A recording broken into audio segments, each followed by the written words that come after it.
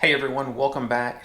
Recently, you all have been asking about the process that I use for selecting the spots that I'm going to go fishing and like my process. So I'm going to put the action hat on and kind of give you a little bit of a glimpse on what it is that I'm doing that makes me successful and how I go about selecting the spots that I will be fishing. We're going to use my iPhone. It's got all the apps that I use to do all of my searching and looking, starting a screen recording. Okay, so we are live recording. First and foremost, the night before I go fishing, that's whenever I'm checking the weather to see where it is that I'm going to be going. So based off of this app right here, it's WeatherBug. Last night I was trying to search for Freeport, the Surfside Jetty, so that's why I'm already here. And taking a look at it, it's 8 a.m. right now, or actually 8:23, but we have 16-mile-an-hour south wind, 30% chance of showers, and then at 9 there's 100%. At 10 o'clock it goes down to 10%, and then 11 o'clock we're in the free. That's what's forecasted, so hopefully the weatherman gets it right. You can see that there's high winds. So that's all I'm using WeatherBug for, is to just figure out what the general weather is going to be for that day. Next, what I'm doing is going into Windfinder Pro, and here's all my favorites. You can like set all that up within the app itself. Surfside Beach is where I want to go, not Swan Lake. I want to go to the jetties. So here we go. All these little like meteorite comet things that look like they're flying through the screen, that is the wind direction. We're going to click over here on the right hand side, this little icon that looks like a Wi-Fi signal with two mountains. That's satellite view, and there we go. Look at that. You see both jetties, the south one, the Quintana, and then the north one, the Surfside Jetty. It lets you see the orientation of those two physical features on the map. We'll go right back over to the other icon, the wind one. It's like all those little hooks. And here it is. That is the wind direction for 10 o'clock. Look down there towards the bottom of the app, 10 a.m.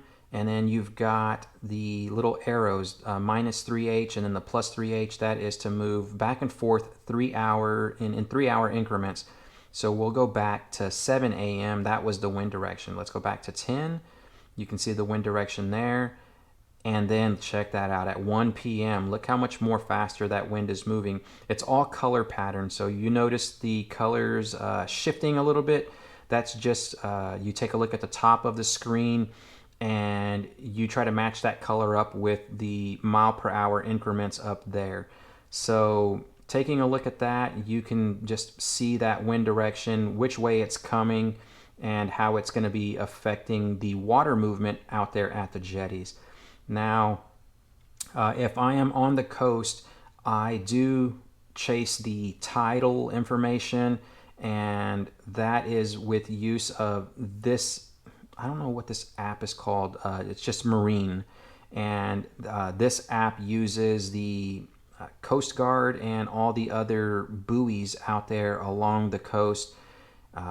It's set for Freeport, so you swipe or slide to the right, and then here's the tidal information. So at 10 a.m. you can see that we're kind of right at low tide, and that's pretty much it. I don't use this for anything else.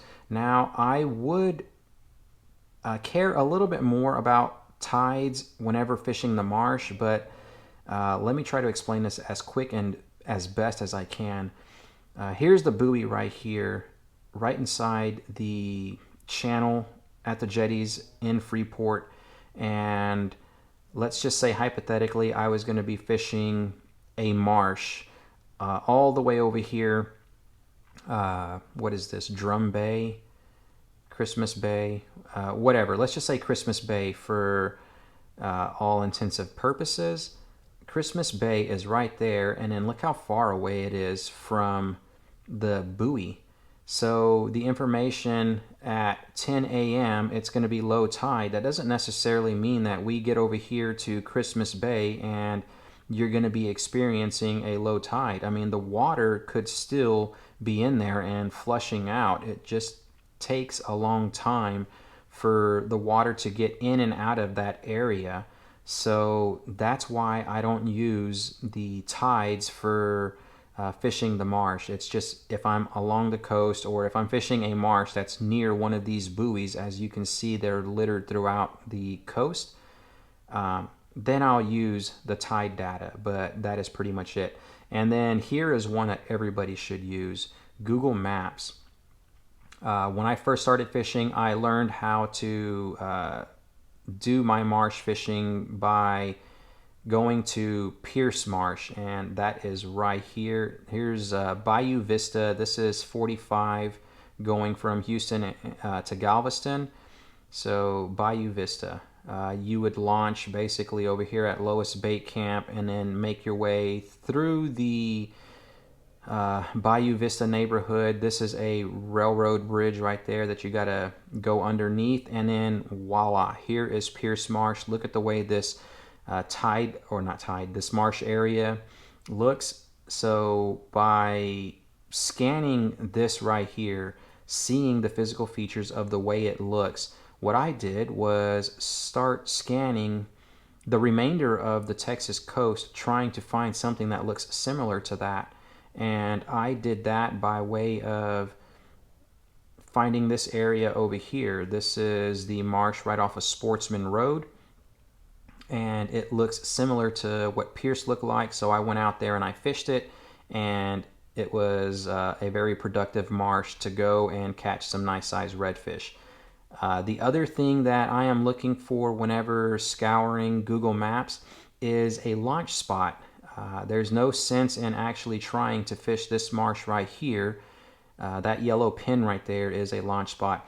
But let's say hypothetically that yellow pin wasn't there and you had to launch from this yellow pin over here. Now, are you willing to do the pedal or paddle from that second yellow pin all the way over here to this inlet right there that leads into the marsh? That's for you to decide. So those are the things that you need to take into account whenever trying to find a location to actually fish using Google Maps. But that is my process, and I have, as you can see, all up and down the Houston area, all these marks or pins that I've got on Google Maps. They are areas that I frequent often. So that's Google Maps right there, and that's it. Those are the only 4 apps that I am using. One of the other main factors in deciding where it is that I'm gonna go is the here we go back into Google Maps, and let's orient. My gosh. Okay. Anyhow, based on the wind direction and the physical features of the area that I'm going to be fishing, let's use the marsh grass. Some marsh systems have higher embankments, like the bank of the bayous and stuff like that are a lot taller than other marshes. Some marsh grass is taller than other marshes. So based on that, if we have really high winds, I will go to a marsh system that has high grass because I want to be protected from those winds. So use the physical features of the land to protect you, which is kind of what I'm doing today at the Freeport jetties. We know that these winds are going to come in, and this south jetty right here at the Freeport Harbor Channel is going to protect us from swells being able to build up with the wind and carrying towards that north jetty. So that's why I'm going to fish the north one, the Surfside jetty, and that's what I've got going on. Hopefully that made sense. And by using apps such as these right here, it's going to help you step up your game as a fisherman. You're going to have a lot more luck by just being armed with the knowledge of wind direction, tides, so on and so forth. There are other apps out there that will give you barometric pressure and then like the salinity level in the salt. However, being a full-time fisherman, for me, I don't really have the luxury to pick and choose the days that I want to go. I mean, I do kind of, sort of, but I have to go out there every other day in order to produce content for y'all to view.